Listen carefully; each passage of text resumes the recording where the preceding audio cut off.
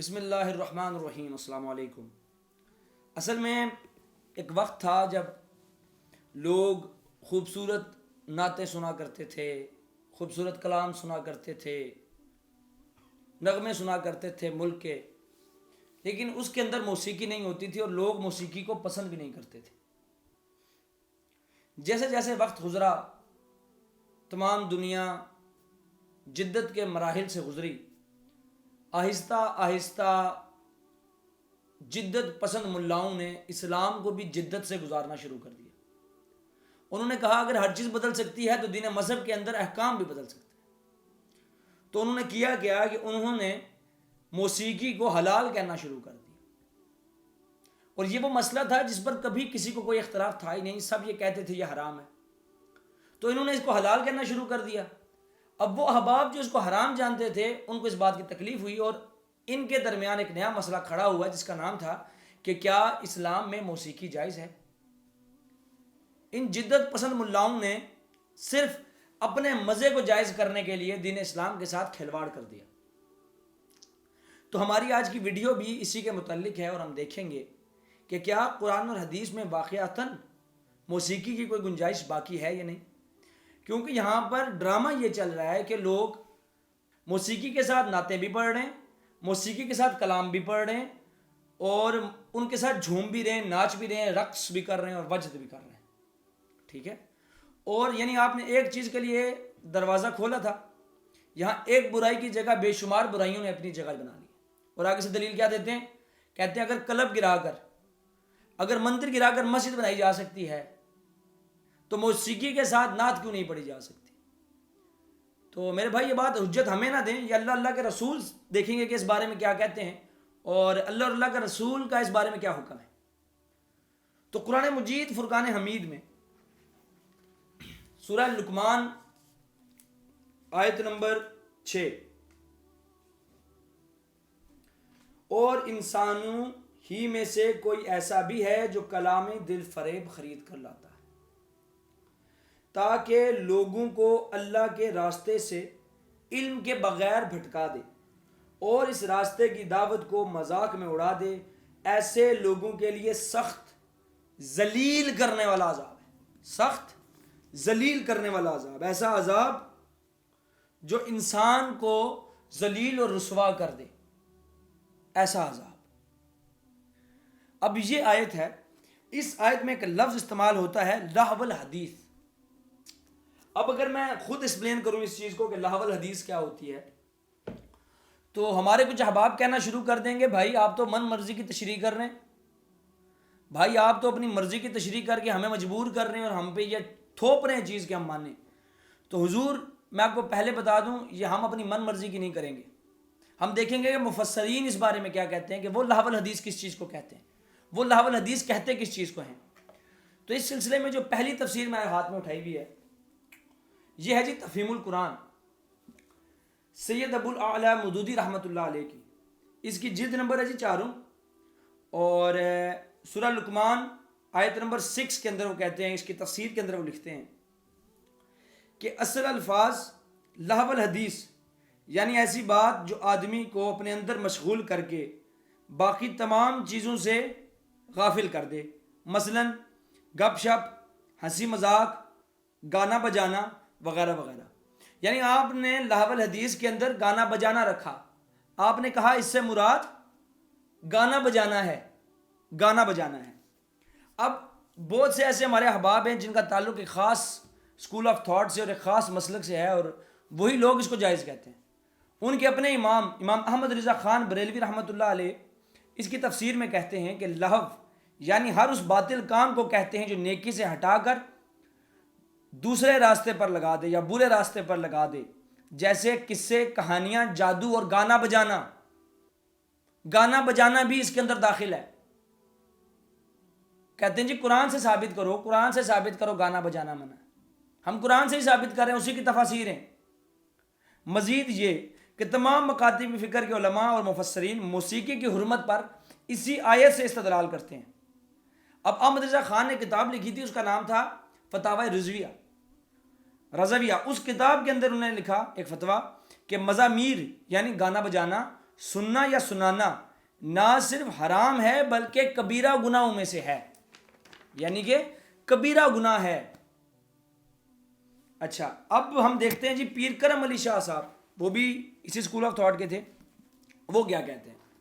وہ کہتے ہیں کہ حسن بصری رحمۃ اللہ علیہ سے لہو الحدیث کی یہ تفسیر نقل کی ہے کہ ہر وہ بات لہو الحدیث ہے جو تجھے اللہ کی عبادت اور اس کے ذکر سے غافل کر دے، اور قصہ گوئیاں، ہنسانے والے چٹکلے، خرافات اور گانا بجانا۔ باقی تمام چیزوں میں اختلاف ہو سکتا ہے، تمام مفسرین کی ان کتابوں میں ایک چیز کامن ہے، وہ کیا؟ گانا بجانا۔ تفہیم القرآن، کنز الایمان، ضیاء القرآن، ان کے اندر یہی باتیں لکھی ہوئی کہ لہو الحدیث سے مراد گانا بجانا ہے، اور اللہ نے گانا بجانا کرنے سے منع فرمایا ہے۔ خیر، آگے بڑھتے ہیں۔ اگلی جو میں تفسیر لے کر آیا ہوں جی، یہ ہے تبیان القرآن، ترجمہ قرآن ہے جی، اور یہ ہے جی غلام رسول سعیدی صاحب کا، انہوں نے ترجمہ بھی کیا ہے اس کا اور تفسیر بھی کیا، اور یہ بھی آپ کے ہی مسلک کے ہیں۔ یہ اس بارے میں کیا کہتے ہیں دیکھتے ہیں۔ اس آیت کی تفسیر میں لکھتے ہیں کہ یہ آیت نضر بن حارث کے متعلق نازل ہوئی۔ وہ تجارت کے لیے فارس جاتا اور وہاں سے اجمیوں کی خبریں خرید کر لاتا، ان کو روایت کرتا اور قریش کو سناتا، اور کہتا کہ سیدنا محمد صلی اللہ علیہ وآلہ وسلم تم کو عاد اور سمود کی خبریں سناتا ہے، میں تمہیں رستم اور اسفندیار کی خبریں سناتا ہوں، اجمی بادشاہوں کے قصے سناتا ہوں، لوگوں کی خبریں سناتا ہوں۔ تو قرآن سننا چھوڑ دیتے تھے لوگ۔ حضرت ابو امامہ بیان کرتے ہیں کہ رسول اللہ نے فرمایا کہ گانے والی باندیوں کو تعلیم دینا اور ان کو فروخت کرنا جائز نہیں ہے، اور اس سے حاصل ہونے والی آمدنی بھی صحیح نہیں ہے۔ یہ آیت لہو الحدیث کی مذمت میں ہے، اور لہو الحدیث کی تفسیر میں آلات موسیقی اور غنا شامل ہے۔ آلات موسیقی اور غنا شامل ہے۔ مزید یہ کہتے ہیں، ابو امامہ بیان کرتے ہیں کہ نبی پاک صلی اللہ علیہ وآلہ وسلم نے فرمایا کہ اللہ نے مجھے تمام جہانوں کے لیے رحمت اور ہدایت بنا کر بھیجا ہے، اور مجھے یہ حکم دیا ہے کہ میں مزامیر اور برابط اور معازف کو اور ان بتوں کو مٹا دوں جن کی زمانے جاہلیت میں پرستش کی جاتی تھی۔ مزامیر جو منہ سے بجائے جائیں، جس کو آج کل کے دور میں بیٹ باکسنگ کہتے ہیں، انہیں کہتے ہیں مزامیر، ٹھیک ہے، اور جو ہاتھوں سے بجائے جائیں انہیں کہتے ہیں برابط اور معازف۔ ان دونوں کو مٹانے کے لیے مجھے اللہ نے بھیجا ہے، رسول اللہ صلی اللہ علیہ وسلم نے فرمایا۔ خیر، آگے بڑھتے ہیں۔ ان تمام تفاسیر کو پڑھنے کے بعد ہمیں یہ بات ثابت ہو رہی ہے کہ بھائی گانا بجانا حرام ہے، گانا بجانا جائز نہیں ہے۔ ابھی دلائل چل رہے ہیں۔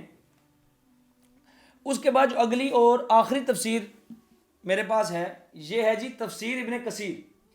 امام حافظ اماد الدین ابن کثیر رحمۃ اللہ علیہ فرماتے ہیں کہ یہاں ان بدبختوں کا حال بیان ہو رہا ہے جو کتاب اللہ سے اعراض کرتے ہیں اور استفادہ حاصل نہیں کرتے، بلکہ گانے اور غنا بجانے اور موسیقی سننے میں محو رہتے ہیں۔ ابن مسعود فرماتے ہیں کہ لہو الحدیث سے مراد غنا اور گانا بجانا ہے، اور آپ نے 3 بار قسم کھا کر فرمایا کہ اس سے مراد گانا اور غنا ہے۔ بھائی جیسے کہ آپ نے ابھی تک کیا دیکھا؟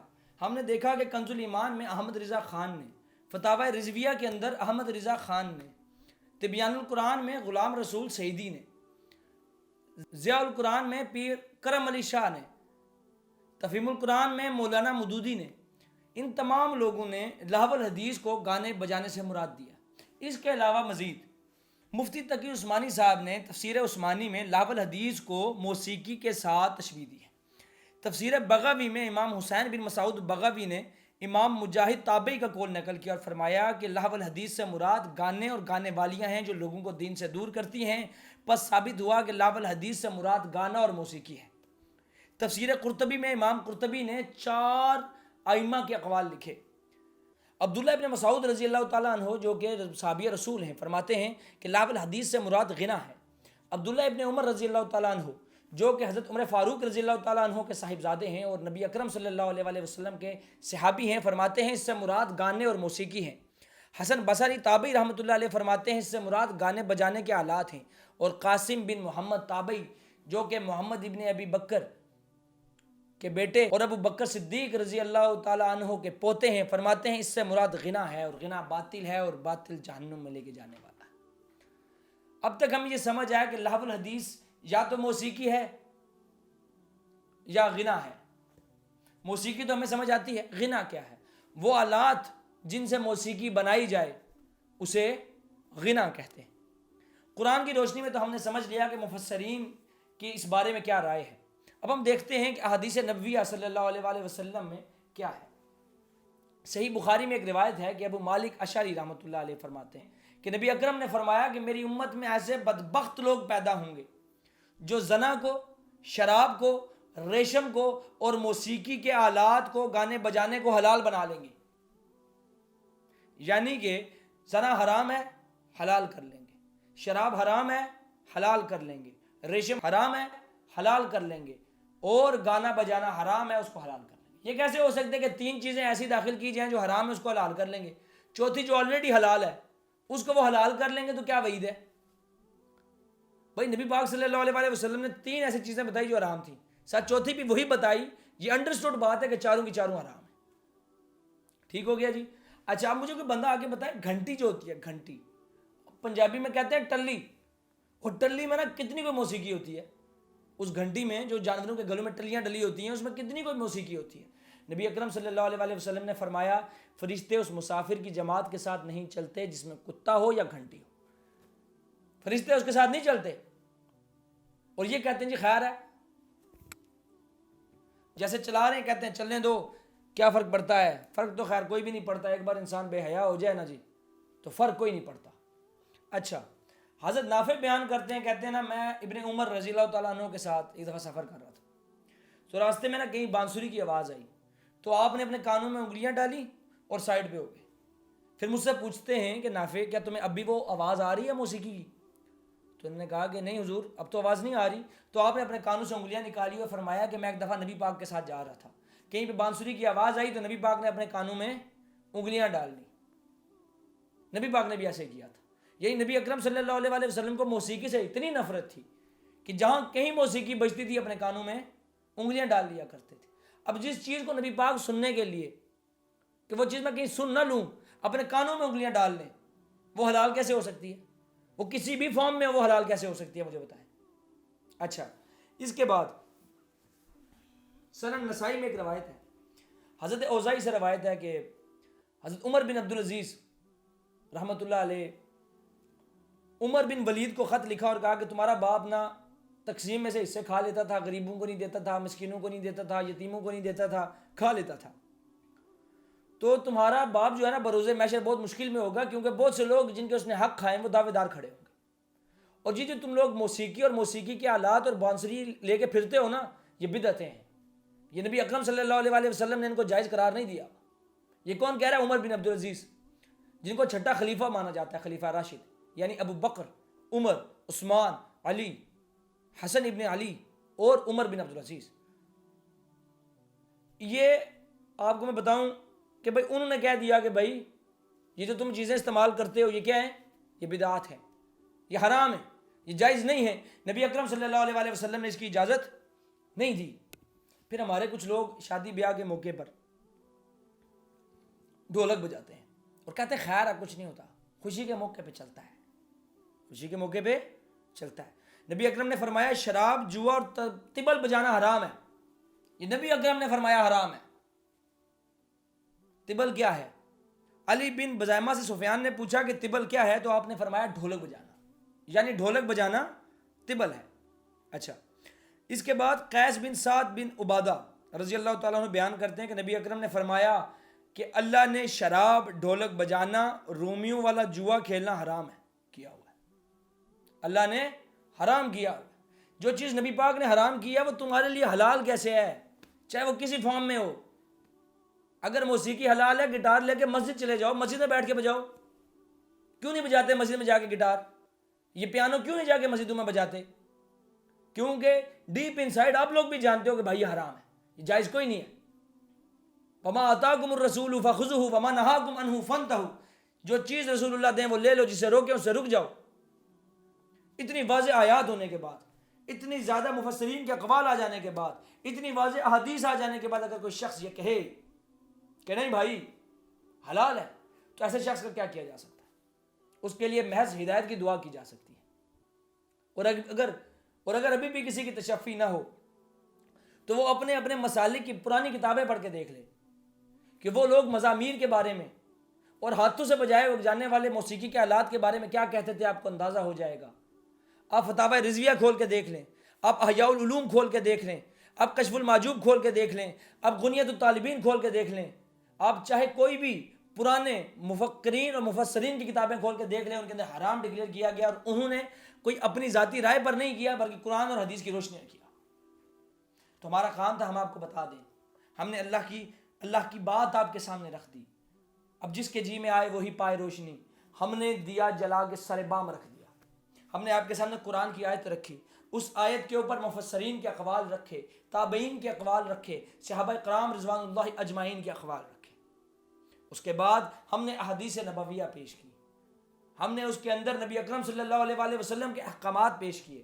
ہم نے ہر مسلک سے یہ بات ثابت کی، ہر منہج سے یہ بات ثابت کی کہ موسیقی حلال نہیں ہے۔ لیکن ابھی بھی اگر کسی کو ہوش نہ آئے تو ہم یہ فیصلہ اہل عقل، اہل دانش، اہل علم اور اہل خرد پر چھوڑتے ہیں کہ وہ کیا فیصلہ کرتے ہیں۔ آپ کو اور ہمارے ساتھ یہیں تک تھا۔ وما علینا الا البلاغ المبین۔